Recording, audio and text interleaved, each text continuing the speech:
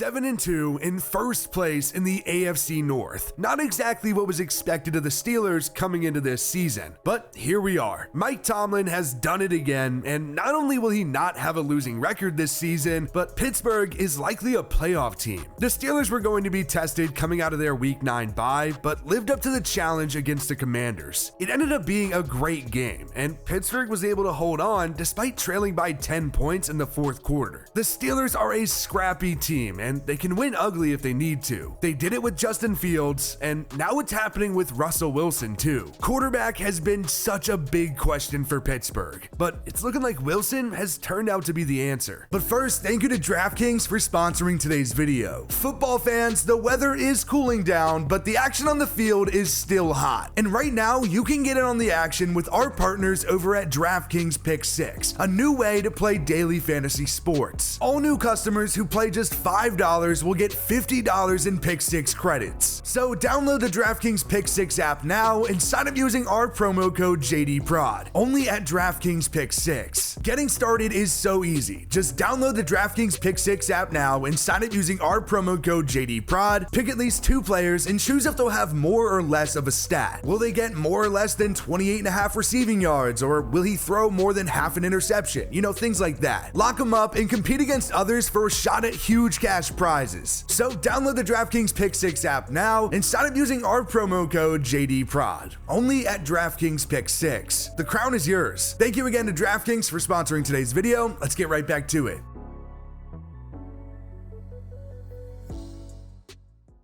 Mike Tomlin named Russell Wilson the starter ahead of their Week 7 matchup against the Jets. Wilson really didn't have the toughest challenges early. The next week was versus the Giants, so not exactly two juggernauts before the bye. But regardless, the offense suddenly looked improved. The Steelers were moving the ball, and it was pretty clear that Wilson wasn't washed quite yet. He rushed for a touchdown and passed for 264 yards and 2 touchdowns. George Pickens and Van Jefferson each caught one, and Najee Harris had a rushing touchdown. It was a nice 37-15 win, even if it was against a team with an interim head coach. The Jets were up 7-3 and then 15-6, but didn't score again. The passing game was buzzing for the Steelers, something that we haven't been able to say about Pittsburgh since the days of Big Ben, and it really helped George Pickens get going. He had 5 catches for 111 yards. Wilson made some vintage Russell Wilson throws, and he's continued to play well. The Steelers won the next week against the Giants 26-18,